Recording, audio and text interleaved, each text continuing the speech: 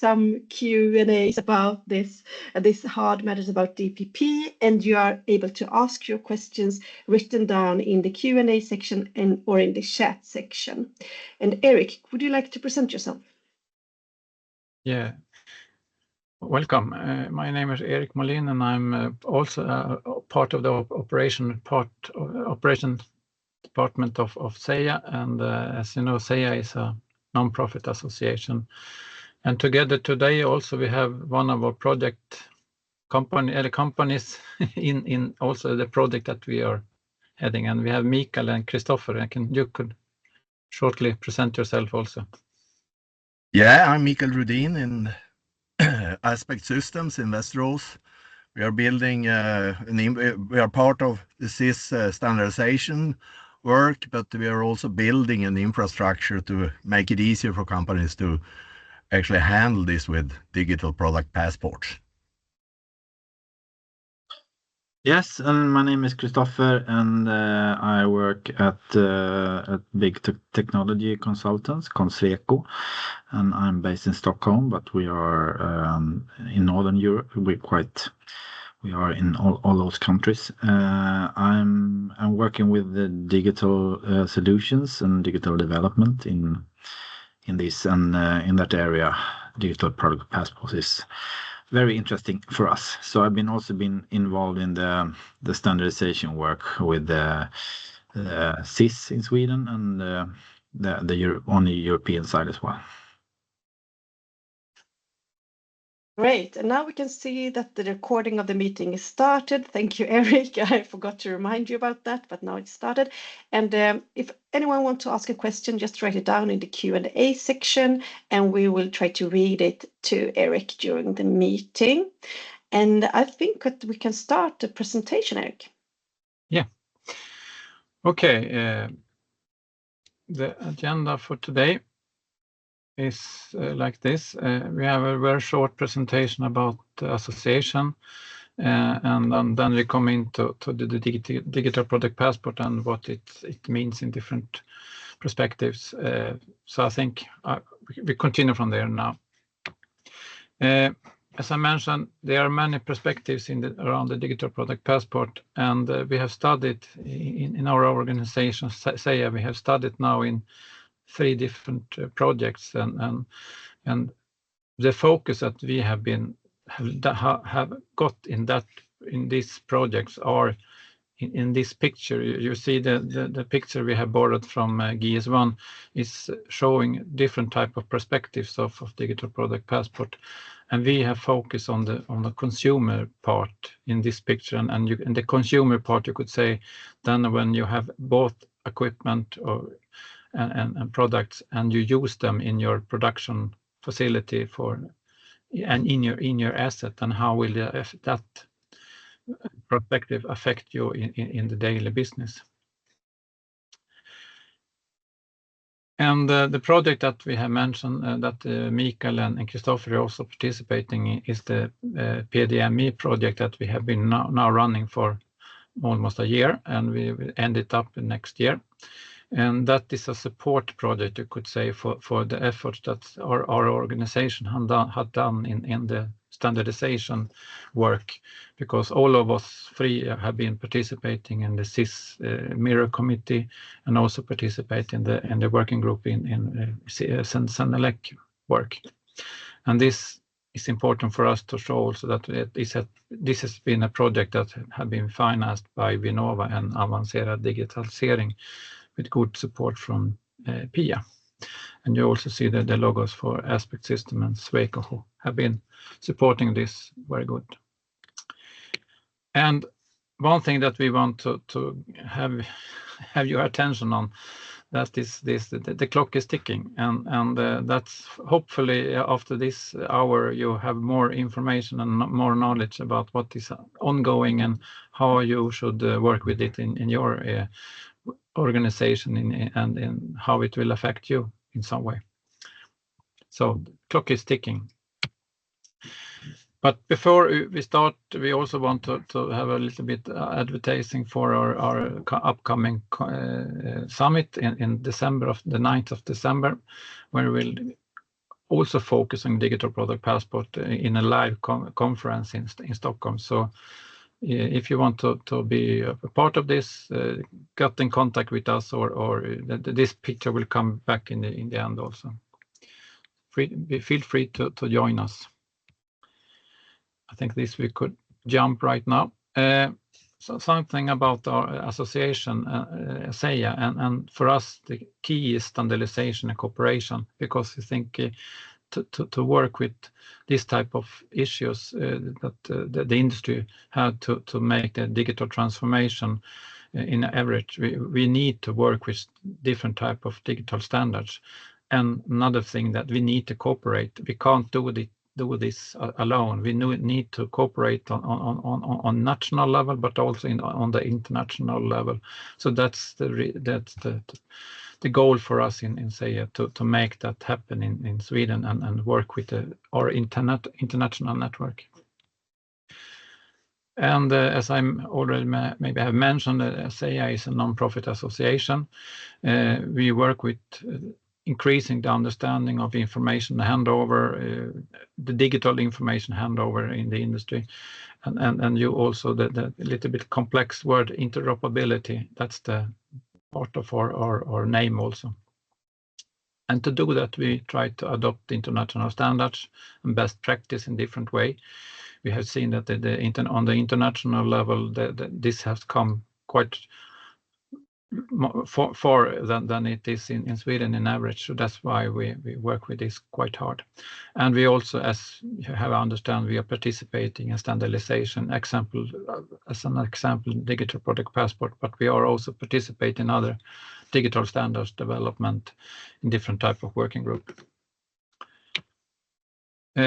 As an association, we have members naturally, and this is the member canvas. And as you can see, if you have a little bit understanding of Swedish industry, you see that there are big asset owners in the top, and then we have consultants, vendors, and different type of organization.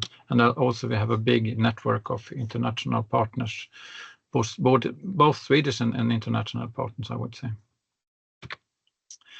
And this is the European map of the cooperation we have. And I could say in the Nordic countries, we have a quite intensive cooperation between THTH in Finland and PostSeason in Norway.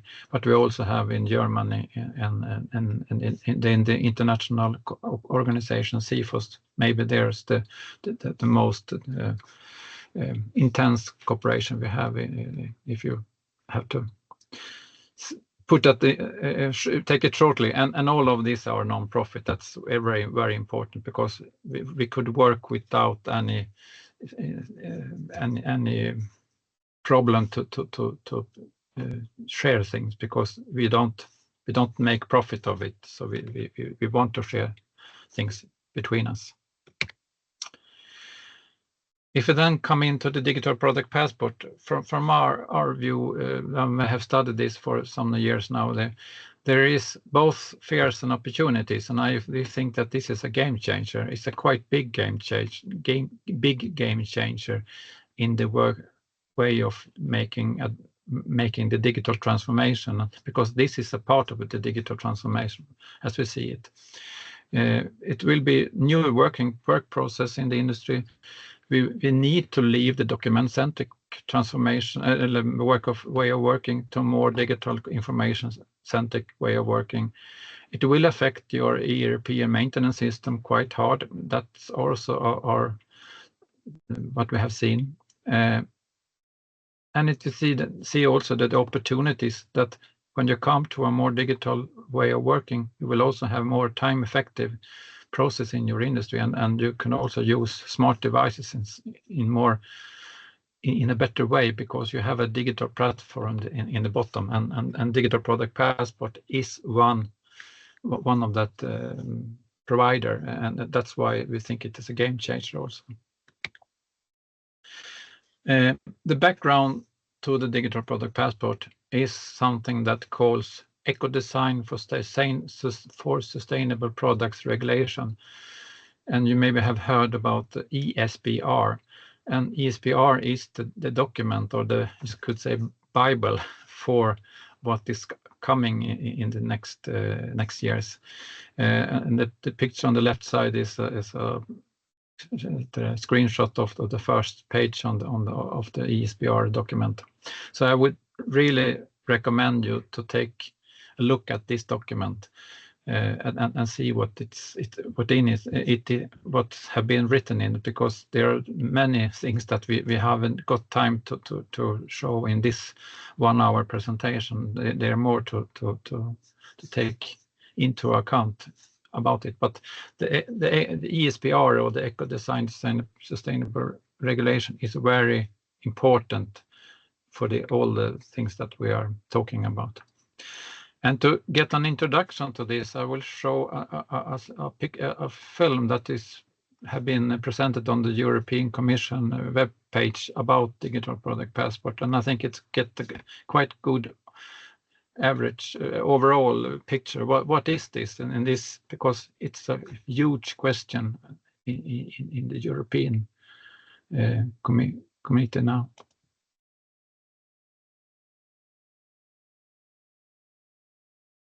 Excuse me, maybe I have forgotten to share sound. Yeah, you need to add the sound.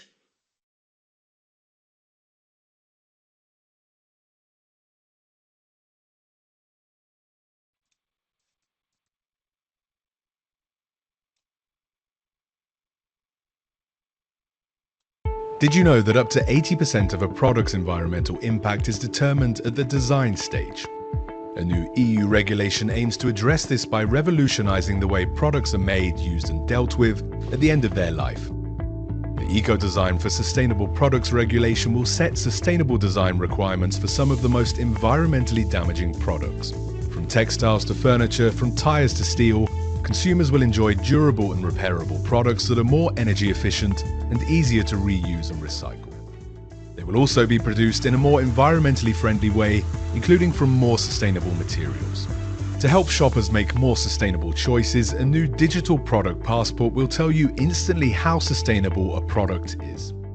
Companies will have to reduce the wasteful destruction of unsold consumer goods. Destroying unsold clothes and shoes will be banned outright.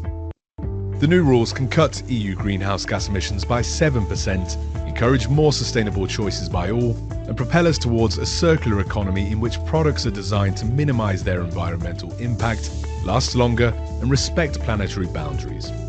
The Eco Design for Sustainable Products regulation, paving the way for a world in which sustainability is a way of life.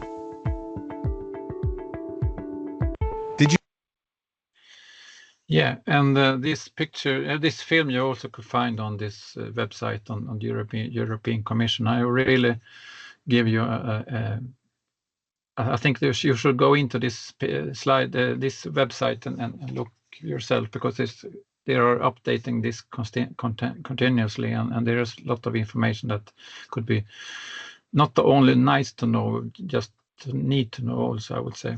And also this film is a part of this. So there have been many questions before about what is this the only thing, only some things that are connected to the European landscape, but this is something that are ongoing in the different parts of the world, and they are also, that's the reason why these two standardization efforts, GS1 and also the one EEC 6146 standard, is so very important, because there are, for example, initiatives in Canada, and they are in China and also in Japan. So there are different type of, in the same way, haven't got that far that we have come in Europe yet, but there are different type of initiatives that are ongoing. And the reason also why it is important that, for example, you have the ABB equipment in the picture there, and you have the QR code for that equipment connected to the Digital Product Passport. If ABB want to sell or make products, they want to make products which are global. They don't want to have a product line for Europe and one product line for the rest of the world. So they want to have the products definition in one way depending on which market they will sell it. So that's why it's important to have an international standard behind this type of regulations. So in this case, the QR code and the identification of this digital product passport for this product are made on that it could be used everywhere in the world, not only in Europe. And one thing that how the European work could affect the products are a story that I heard for some half year ago, that for example, if you have an iPhone in the past, you know that you have a special power cable to load your iPhone. But since some years ago, now we have USB-C as a standard device for all electronic equipment that you load and with that type of equipment. So USB-C have been a European standard for how to load smaller devices, and for Apple in this case, they don't want to have a European iPhone and then iPhone for the American market and then for the Asian market. They want to have a one type of product. So that's why they have changed the loading cable to USB-C on all their iPhones worldwide. So this is something that we could affect the worldwide standards from Europe also. And that's the same with the digital product passport. This is nothing unique for Europe in some way. The regulation is unique, but the way of working around it will be more international. Will be global, I would say. Okay, one of the important thing about this is the ESPR that I have mentioned before, and this I also want to really say that you need to have the latest version. The latest version of this is from the 13th of June 2024. If you have all the versions of the ESPR, throw them away, because they are facta errors in them. So they don't use them, because you will be they are wrong, I could say. So use the latest version and see that you have that if you read it. Very important. But if you go into the website on European Commission, you will find the latest version. That's no problem. It's not only the ESPR document. There are more documents around it that it's important, so the first document here is the document itself, and then for example they have put up some FAQs for the ESPR, but they also in I think it was in April this year, they come a working plan for 2025 to 2030, and that's the working plan that they present there. That's the rollout plan, you could say, for digital product passport, because the demands on digital product passport will not come for all products at once. They are rolling out it depending little bit of how much effect they have on sustainability issues. So have you a huge energy consumption, then it will be a little bit shorter, and if there are some other problems, not problems, but if some product which don't affect the energy or something else, the chemical or something else, they will come later. So the working plan is also very important. And now, as we are in Sweden, we have also from the government in Sweden, we have a document that come now in September about the complementary demands for Sweden. So that's it's not any big idea to go deeper today with it, but have come also national documents around this. Now, for example, in Sweden, I'm 100% sure that the same type of documents are coming from in other part of the Europe also.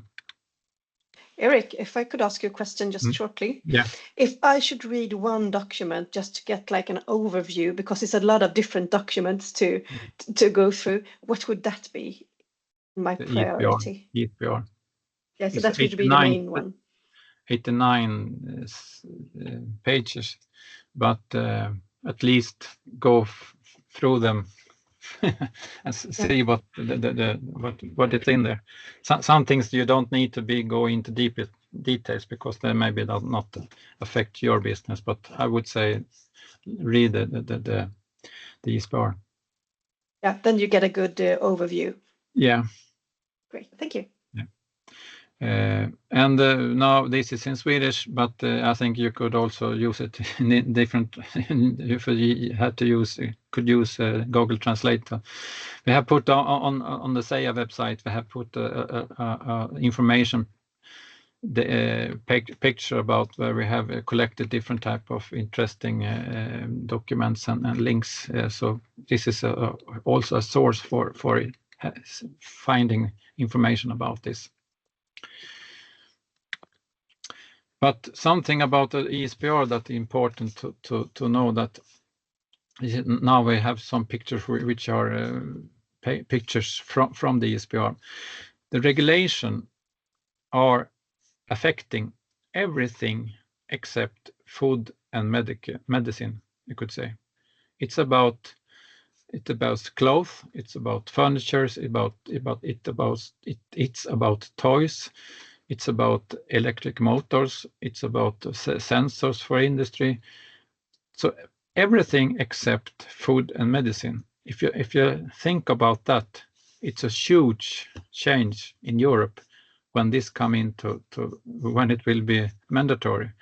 So you need to really understand that it's affect everything that is sold, produced or sold in Europe. So even if you buy something from China or US, they need to fulfill the digital product passport to be possible to sell or use and use in Europe when this have been mandatory.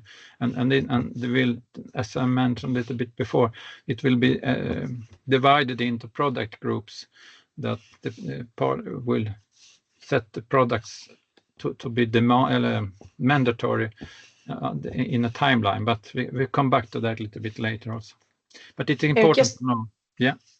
Just a question, because we had the question about it last time. If I have an industry that produces food or medicine, then it still need to follow the digital product passports, the machines that produce it.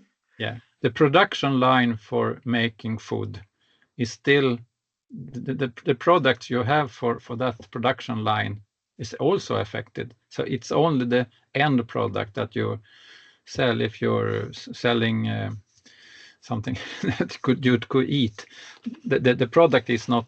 It's not demand to have the product, digital product passport on the product you produce, but the whole equipment that you are working with, all the products that you have put in to that facility for making this need to fulfill the digital product passport when it have been mandatory. Not the old equipment, older assets are not affected. It's only the new ones. It's also important to know.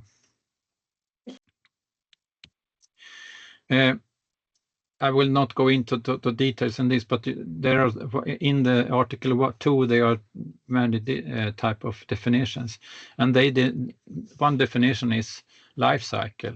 How do you define the life cycle for a product?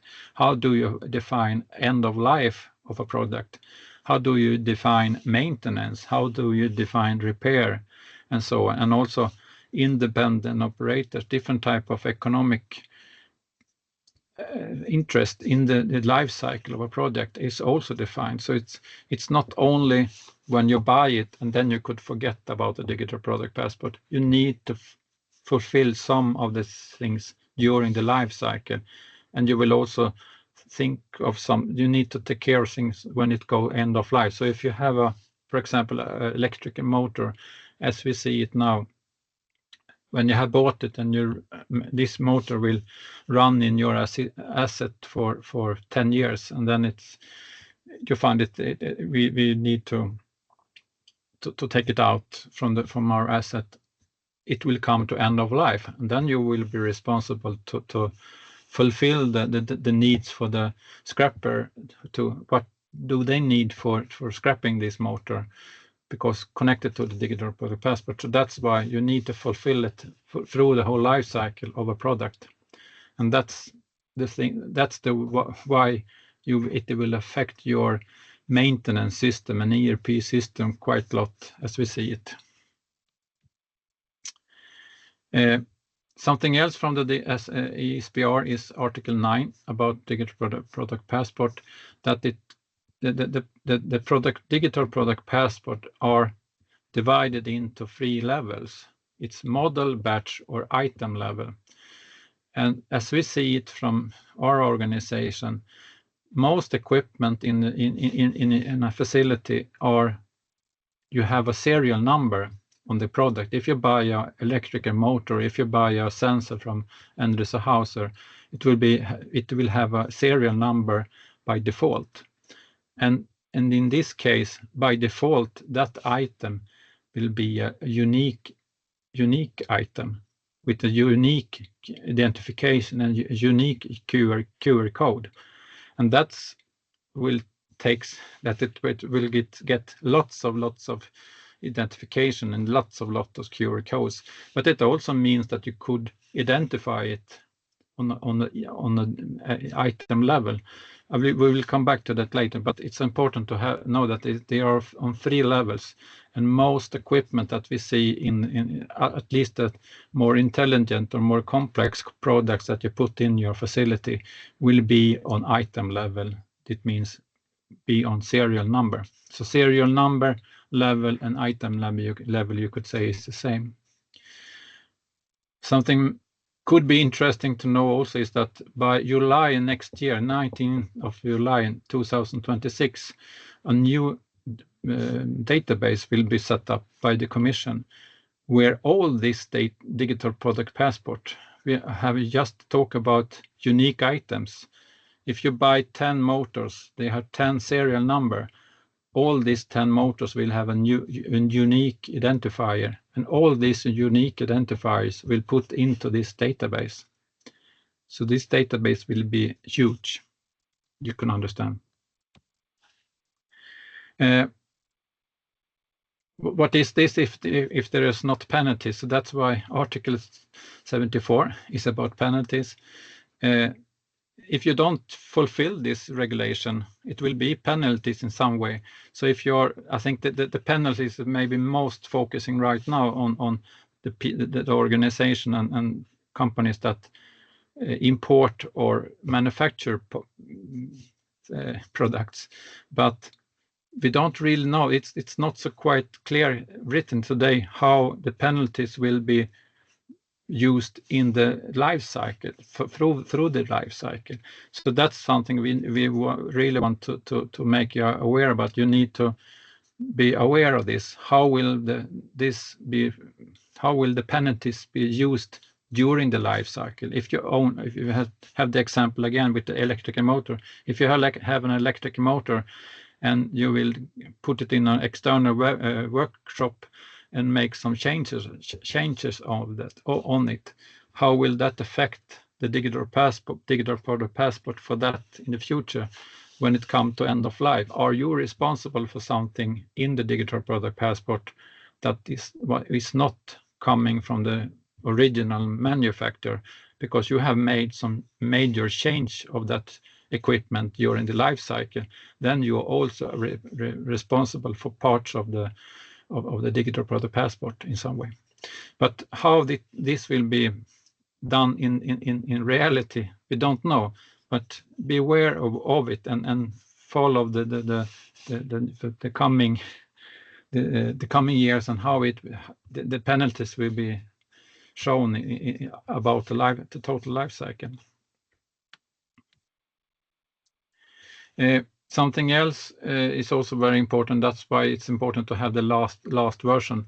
This in Annex 3, is on a text about what type of identifier you should use. And from the beginning, they were almost pointing on one standard, the GS1 standard. But now there are also other alternatives possible. For example, the ESE 6146 406 standards, which are important for as we see it from the industry, because it's open and not cost. There are cost. If you're using GS1, there are costs involved. But if you're using EC 61460, you could reduce the cost quite a lot. But we don't go into details there. But that's the reason why it's important to have the latest version of the ESPR. This is a picture in Swedish. I will not only mention it, is that this is what have been coming. This text come from the government the 19th of September this year, and they have pointed out 3 different what to say myndigheter, governance control authorities, thank you, that will work with this for fulfilling the penalties, for example. So I think there will be the same in your country if you're not from Sweden. But if you're somebody here which are from Sweden, this will be the free which are working with this. For example, in Sweden, the Energimyndigheten will work with energy consumption equipment and follow that type of and Kemiinspektionen will do about the chemicals and so on. But just to be aware that in your country it will be the same type of upcoming regulation on the national level. So Eric, just a following question. So what do you think would happen if I don't follow these regulations and introduce digital passports in my business? You're not allowed to sell anything, or you're not allowed to put anything, start up anything, because if you buy something which are not, when it is mandatory, as I understand, when it's mandatory, you're not allowed to, if you have bought a motor which are inside, have come on the other side for digital product passport, you're not allowed to start that motor in your asset because it's not fulfilling the European regulation. And that's then you could come back to the vendor that you have bought it from. Why are they not fulfilling the digital product passport? We come back to that later, but the purchasing part of a project, for example, will be, I would say, in the coming years, they need to be more exact. How do you purchase an equipment or an asset into your facility, so you are sure that you're fulfilling this demand? Otherwise, you will have equipment which are not allowed to start. So that's important. Yeah, it can be very to costly. say that I think that quite unclear right now how the control mechanism will be for that. I think that the authorities, as I pointed out in Sweden, will not at the moment have more money to do that. So and they are kind of short of money already. So how that's going to be executed is still out there to be judged. Yeah. But I think that it's important to follow this development and how it will end up, because exactly you can't say today this or that. Something else that is important to know, that it's something that called delegated acts, and that is also mentioned in the ESPR, that when different type of product groups are finished with the delegated acts, for example, I don't have exactly how the product group will be divided, but if we have as an example, electrical motors will be one dedicated act, then they will in detail make how should we work with electrical motors inside this European regulation. So how the exactly demands will be, you need to go into the dedicated acts, and that's also the problem, that the delegated acts are not written yet. So you can't say, okay, this is how it should be for motors or for sensor or for what it will be. They have started in some product groups, but they are not finished yet. So the only one who is finished, it's one for big batteries for electrical motors and big energy plants. that is finished. So that could be like a template, so we could see, okay, this is how they think about how the delegates acts will be written. But it's important to know it's about motors, for example. You can't read anything today, and that's also the problem. Why the time the clock is ticking, and something is not written, or not even written yet. So that's the tricky part here.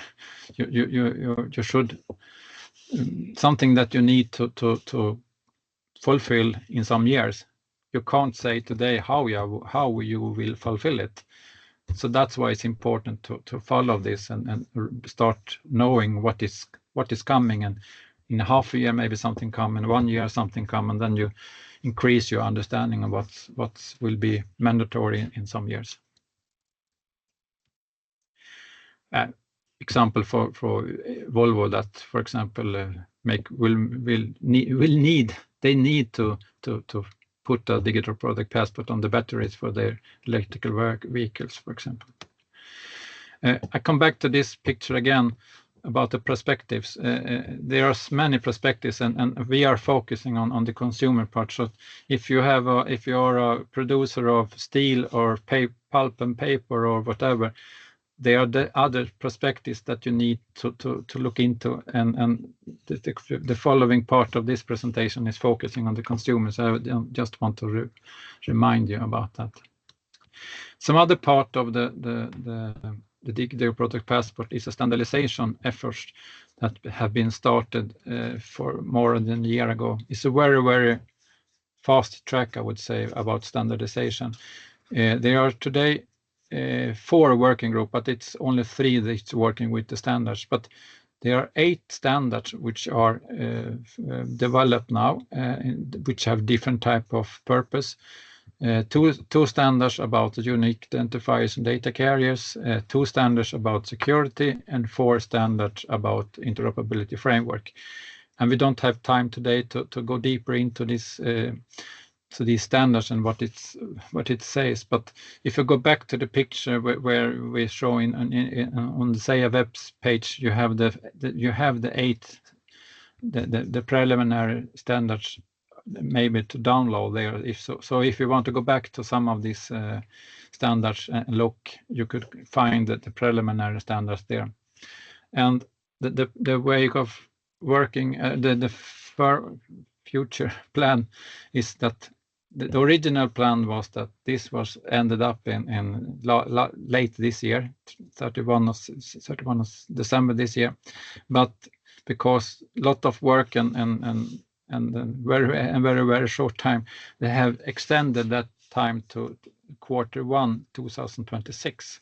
So in end of Q1 next year, the standards must be ready, and that's it's a hard work to do, but they need to be finished then, because otherwise all other timelines will be crashing. So it's very hard focus on that they will be finished at Q1. And then in that case, you need to go back into the Sense and Elect or SEIIA or whatever and buy them, because they will be ordinary standards that you buy from your national body, as all other standards that you have in your business. Something else, now we go more deeper into the digital product passport. Could say that there are 2 parts of the digital product passport.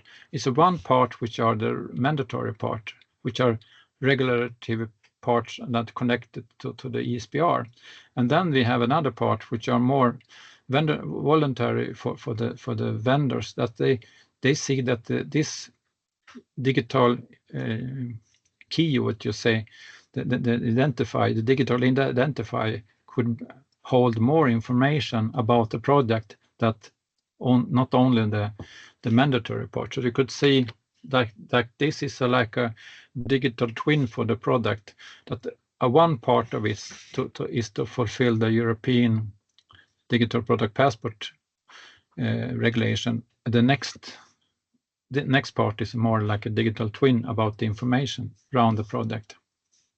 Around the product, excuse me. Eric, Yeah. could I please ask you, how do you think that this will affect our work processes, like relationships between suppliers and customers and so on?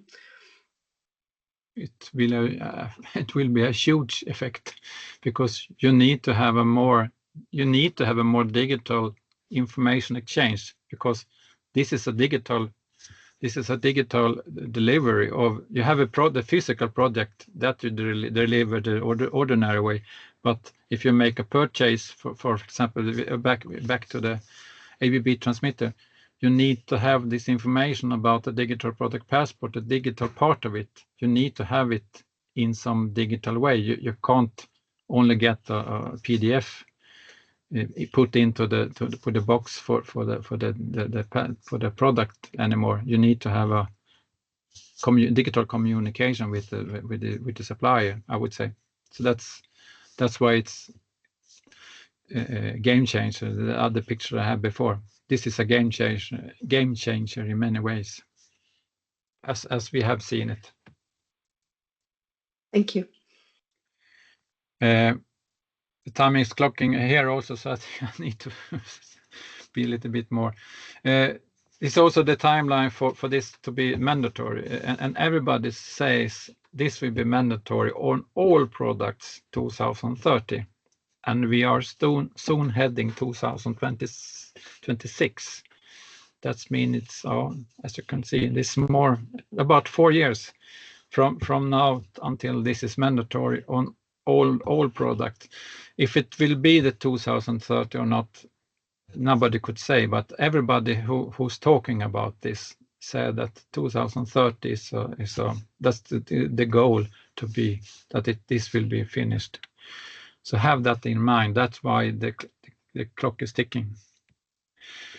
If you go into what happens to the industry, in electrical motors and variable speed frequency converters, in that case, adoption 2028. It's 2 years from now, you could say. I don't know if everybody who's buying electric motors are aware about that, for example.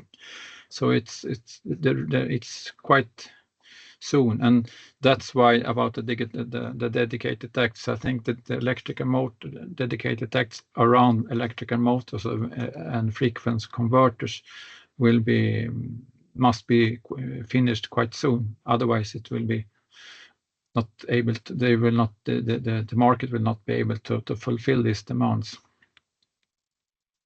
Some other products that are also very high on the agenda is iron and steel. You could see on the left side they have the score. Iron and steel have scored 31. If you are a pulp and paper industry, you have scored 21. That means that it's not the same hurry that it is for iron and steel, but it's still high score. So but now we're talking about end products from the facility. So they also that's perspective of the digital product passport, that if you are a pulp and paper producer, all your products that you are putting out need to have a digital product passport also. Not only the equipment that you are producing the pulp with. This is also something about if you change the prestanda, what the performance of a product, that's also they also mentioned in the ASPR. So I just mention it. It's not, we don't go deep to this. Time is ticking here. So what will happen? Yeah, this is unfortunately a picture in Sweden, but I have made a selection on maintenance, and maintenance is coming quite often in the ESPR. So it's one topics that are they have not on the focus, but it's mentioned several times. So the maintenance of equipment is a part of this value change. So you need to understand that. And the reason why the organization SEIIA have come into this, I would say, this is that we have got in contact with this organization, the Digital Change Consortia, which have the headquarters in Germany. That is an organization which contain of these vendors. For example, this is members of the Digital Change Consortium, but all these equipment suppliers and also asset owners are, you could say, they are adopting this same standard for making digital product passport, and they are using the EEC 6146 identification link standard and the way of working, I would say. And what it means that it's the QR code that you put on the product. You could see there are two types of QR code, one with a filled corner and one with an open corner. And this filled corner, that means that this QR code or this product you have in front of you is a serial number device. And if it's an open corner, then it's a type or batch device, a batch product.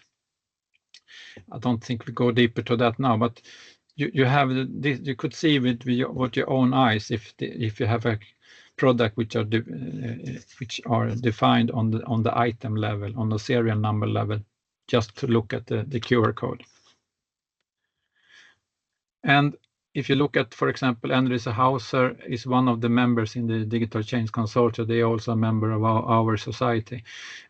They have, in history, they have 40 million products with serial number. They are adding about 3 to 4 million products each year. So if you look at them for 10 years in the future, they will have about 40 million products with unique identifiers. And if you just, that is only Andres Hauser. If you then take ABB, Siemens, and all this equipment supply that I show on the picture, you will end up with billions of digital product passport, which all will be in that database in the European Commission that they put up. So it's a huge information fulfillment that they are starting with this. So I hope I could also show a picture here. We have some minutes more. This is just this is maybe maybe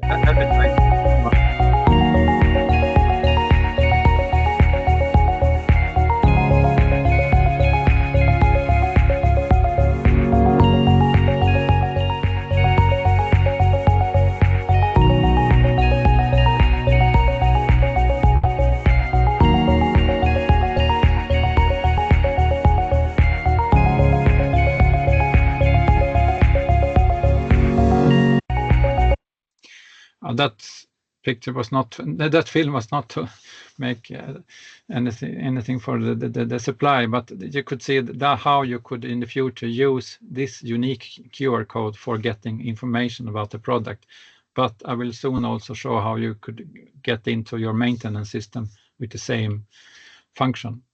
And this is an example of a Krone equipment that maybe you see that is a filled corner, so that's mainly this is on the item level.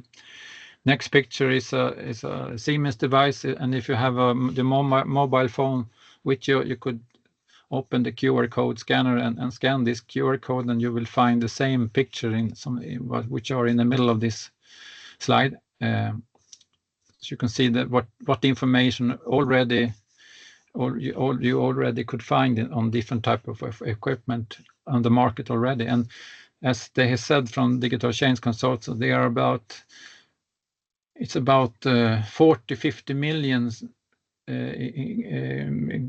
goods sold already with this type of equipment, this type of identification. And also you could see here there is a connection to the asset administration shell that you could use this to get more information about this equipment from the asset administration shell. And this picture is showing more equipment already. There are pumps, there are valves, or so many type of equipment that already have this QR code on the nameplate.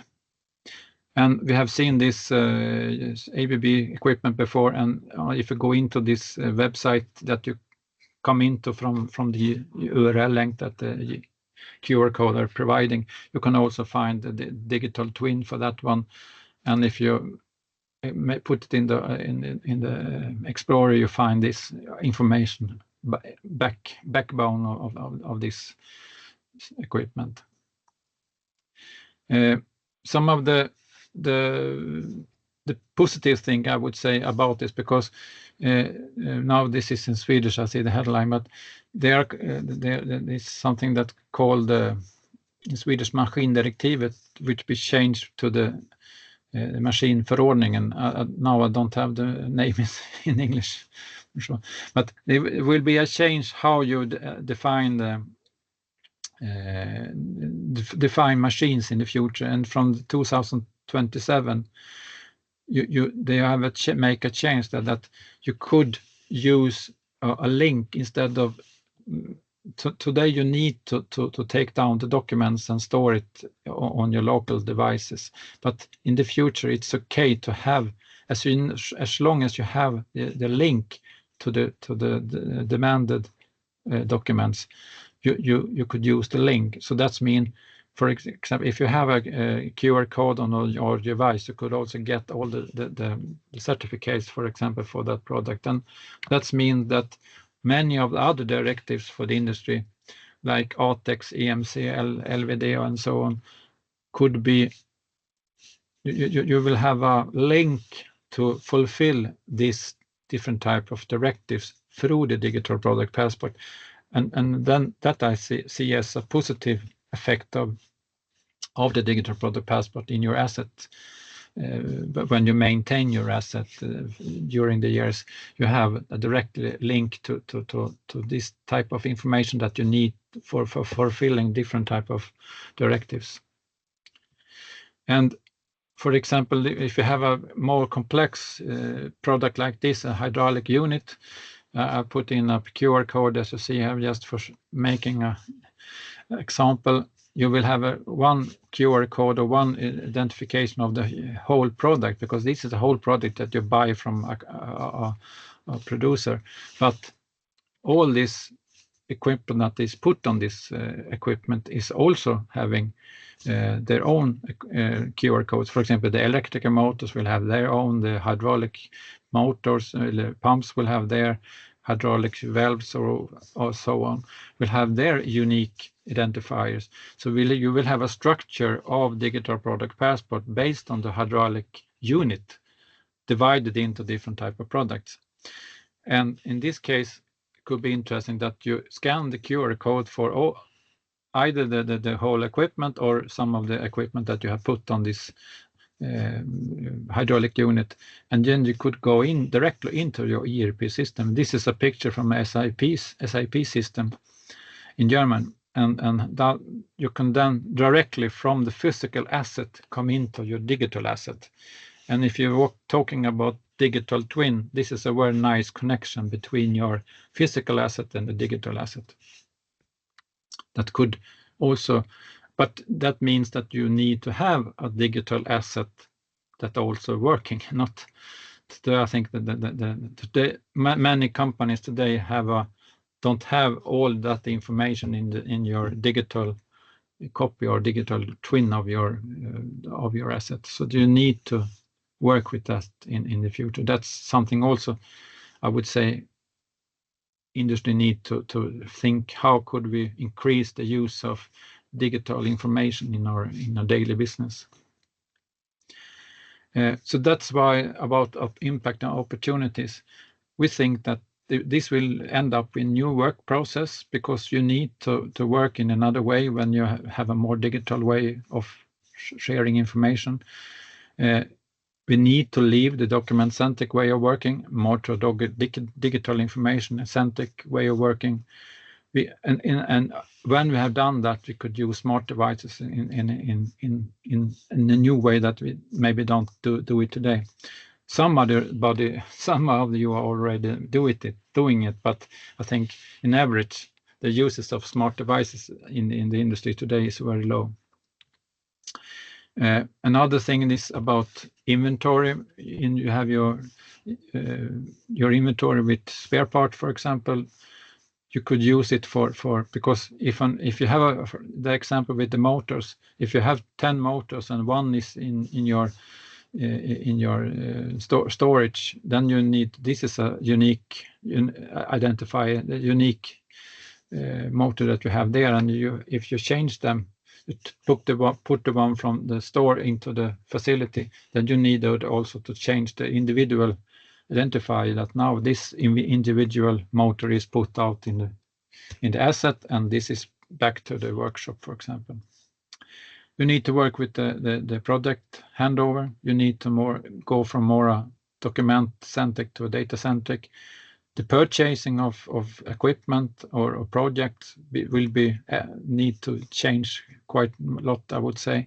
And also, as our organization, we also work with the standard ISO 59226 Part 4, which are a reference data library. We are working right now to add identifiers for the digital product passport into reference data, so that we will match these coming demands in the future. And also, when you take equipment to external workshops, you need to have a process how you will send information and get information back, because you need to have reports from the workshop, how they have done, what they have done, and so on, for as we see, for fulfilling the demands on the maintenance part of the life cycle. I think I jumped this one. What about the time? We have a little bit time left. We have one in Sweden. We have this is in English. SEIIA, the steel company, have a very nice presentation in the Mirror Committee, insist about how they are working with their own products. So if you want to get a link on that, get email to me or Therese, we could provide it. But I will end up with a film from Attila Queen. I hope we will get it in time until 1:15. This is something we recorded in a workshop we had in June in Sweden, and Attila will talk about how they use the digital product passport in their facility, and how it could provide information for their daily works in some way. So I hope it give you an idea how it could affect your business also. Be able to see my screen? Yes. Okay, perfect. So this is actually the platform that we are using. It's from ShareCat. There are multiple suppliers, also SAP, Siemens, Endress&Hausen, Natillion, and also some smaller startups. So actually, the principle is the same with all the platforms. You have a standardized representation for any type of equipment that is independent from the manufacturer. And this is the demo workspace that we have from the ACHEMA fair. And I just open now the equipment from Siemens, go to the network switch, just load the information, the same equipment and open the product picture, and it should be the same scale lens that you have seen on your private smartphones. Good, and as you can see, we have here the ribbons, properties, attributes, documents. So this is always the same layout, independent from the manufacturer. So for anybody who is working in maintenance, in engineering, in a workshop, this is very convenient, as it is always the same structure. Once you are used to it, then it is very easy to find information. And you have here the different properties. So for example, who manufactured it, what type of product is it, and the product ID, the ID link. Then you have the technical attributes that are showing mainly, for example, what type of product is it, what protection degree it has, how you connect it, all these informations that you need when you implement the product in your plant. And you also have the documents. And here comes the metadata into play when I want to see the certificates. Then I just type in the first letters and I see, okay, there are 4 certificates. They all have the same category. And then I, for example, can open here one of the documents and check if it is the certificate, the information that I need or not. Good. So that is actually the way it works. And there is one very, very nice implementation by Air Stahl. So they are providing products that are explosion prevented. And I just want to show you this one here. It's an electrical plug, so a component that most likely in any chemical plant, pharmaceutical plant, oil and gas industry is used. So this is the picture of it. And here you have the full documentation, all the technical attributes that are relevant. And the nice part is when you open the ID link and jump to the web page of the manufacturer, you will find here the same information arranged in their own way. But this is the most important one, download AASX. So when this product arrives at my material intake at the warehouse, I just scan the QR code and directly can send a request to the webpage of the manufacturer that downloads the asset administration shell and loads the digital twin into my system. And this works even when I buy the plug over a wholesaler and the manufacturer don't know that I'm the customer, so he cannot upfront provide the information, but I easily scan the QR code and directly can download it. And all the technical data that you have seen in the platform is the same that is here available on the webpage of the manufacturer. And by using the asset administration shell download, I can import the whole digital twin into my system. So that is actually what you can see here. And you have also all the documents here. And here also you can search for whatever certificate. And then you see what certificates are there available. Good. So that is what I wanted to share quickly with you. And now I'm open for. So here you could see also how you could use when we're talking about the digital twin of the product. This is not only digital product passport mandatory data. It's also external data that the vendor want to provide you as a owner operator, for example. So I think this is the part where you're talking about the digital twin here.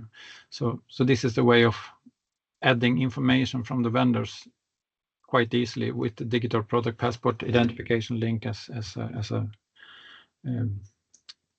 the common link or common key, I would say. Be able to see my. So what I want to time is ticking. So what I want to bring with that you could bring with you. Continue to get the deeper knowledge about what is ongoing and what will happen in the future. I would say also start pilots, prepare your organization, because this will take time and to understand. We are only scrapping on the top now. We haven't got too deep. Even if we have worked with it for some years now, we are only on the top, I would say. You need to look at your routines for purchasing and storage and also projects. And we need a network for this. So as you also have seen, the time is ticking and it's not so far away. So from that, thank you for listening. If you have questions, don't hesitate to contact us later. Should we end up the recording? Maybe I don't have any problem to stay if there are more questions.